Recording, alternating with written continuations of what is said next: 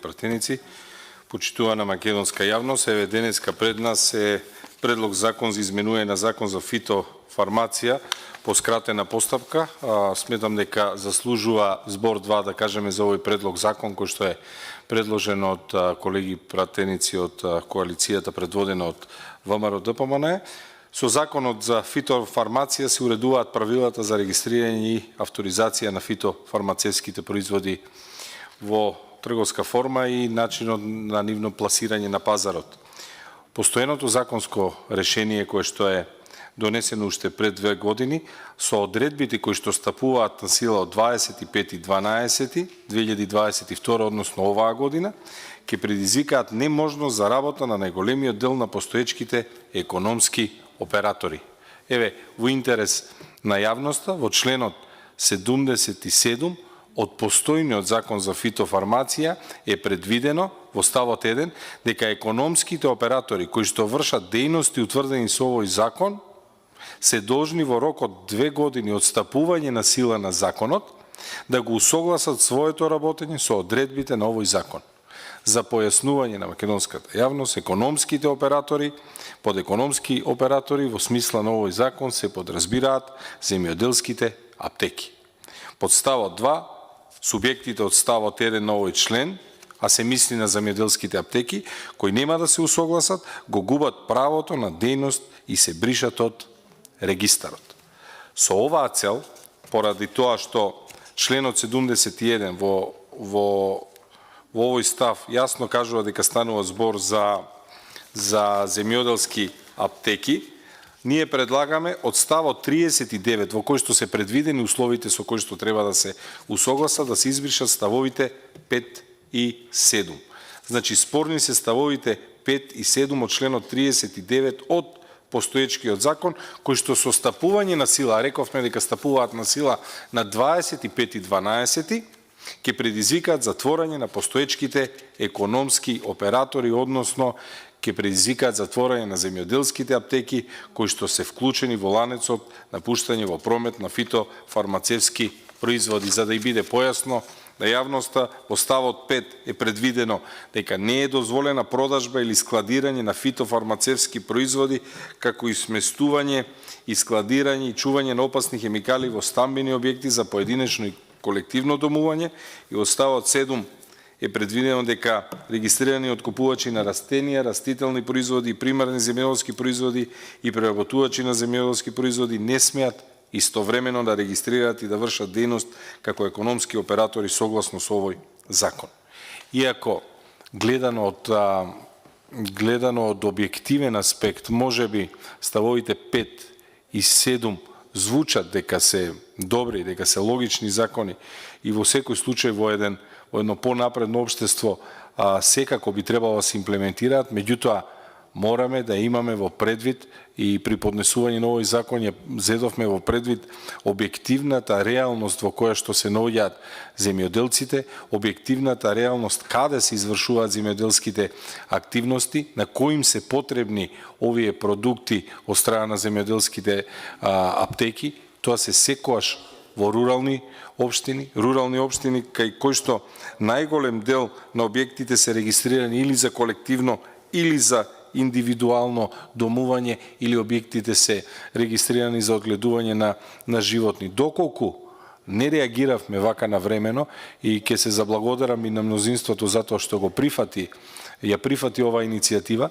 ќе предизвикаше над 90% од земјоделските аптеки во Македонија да бидат затворени на 25.12, а вкупно има некаде околу 970 земјоделски аптеки, со што ќе се направеше неколкукратна штета, трократна штета би рекол. Од еден аспект ќе се овозможеше на оние кои што имаат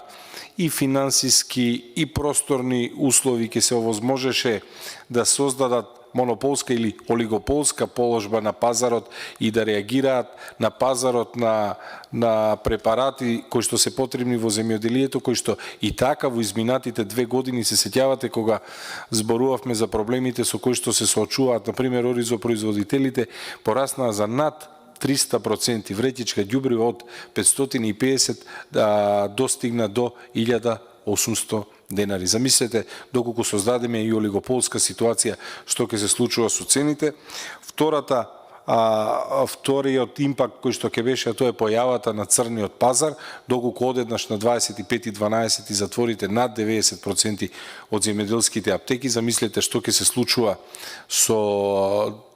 така наречено тргување под рака или со црниот пазар, и сето тоа ќе имаше и фискални импликации, а можеби и проблеми за да набават соодветни препарати во руралните општини, односно ќе требаше да се додадат трошоци за патување, за набавки и така натаму. Овде се разбира и ставот 7, кој што се однесува дека регистрирани откупувачи на растенија, растителни производи и примерни земјоделски производи и преработувачи не смеат истовремено да се регистрираат и да вршат дејност како економски оператори согласно овој закон, односно како земјоделски аптеки. Меѓутоа, уште еднаш ќе ве потсетам на реалноста во нашата држава, дека земјоделското производство се одвива во рурални средини, каде што често тој еден објект каде што ќе се продаваат земјоделските препарати може да биде објект каде што ќе се занимава со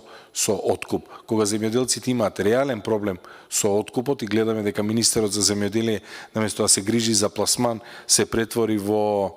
човек кој набавува ужинки за учениците и неможноста да обезбеди откуп за јаболката, за жал резултираше со такви полукомични сцени каде што учениците наместо да добиваат учебници и наставни помагала добиваат ужинки налег на на средновековни црковни училишта. Меѓутоа, замислете сега на тој проблем со пласман, ако се имплементираше и ставот 7, каде што ќе требаше овие и така малку откупни центри да се решаваат помеѓу тоа целосно да се затворат, да бидат само земјоделски аптеки или да се занимаваат со откуп. Во секој случај, многу проблеми во земјоделието, сите тие истите треба да бидат решени благовремено, да биде подобрен стандардот на земјоделецот, за да можеме да разговараме за имплементација на ова што е наведено во членот 39, доколку ситуациите беа малку поразлични, секако ќе се сложевме дека не треба да се обавува да има опасни хемикали во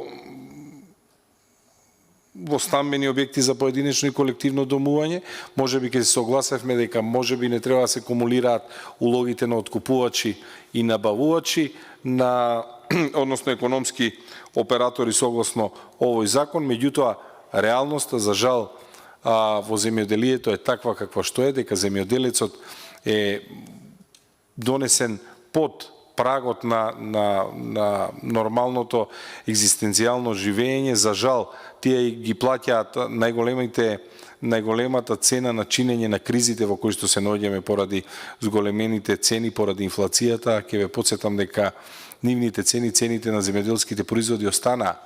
заробени на нивото кој што беше пред неколку години. Така да сметам дека е вистински закон за да ја спасиме оваа трократна штета од затварање, олигополска положба, појава на црн пазар за набавка на вакви препарати и фискалните импликации кои што ќе ги има од сето ова. Уште еднашка за крај, жал ми е што Министерството за земјоделие не се грижи повеќе за земјоделците по овие 2 години да бидат доволни за да можат да се имплементираат вакви, би рекол, понапредни стандарди за чување и управување со опасни хемикали. За жал, денеска се наоѓаме можеби на најдолната граница кога станува збор за стандардот на земјоделците. Меѓутоа, уште еднаш благодарно за тоа што беше поддржан овој закон и ќе апелирам во иднина да обрнуваме многу повеќе внимание на земјоделците, затоа што знаете дека во светот секаде се наметнува како топ тема глобалната закана од прехранбена криза. Сметам дека ние не допринесуваме доволно, потребно е позицијата и опозицијата, како што е примерот со овој закон, да се обединат кога станува збор за земјоделието и да реагираме многу понавремено. уште еднаш благодарам што овој закон се усвои, можеби треба да се размисли и останатите закони кои што ги доставивме, како што е законот за стокови резерви со кој што предлагаме Оризо да стане дел од стоковите резерви и законот за земјоделие и рурален развој со кој предлагаме Оризо да стане стратешка култура, да го добијат ист третман како овој закон, па барем малку да ја унапредиме и производството на храна и положбата во која што се наоѓаме. Ви благодарам.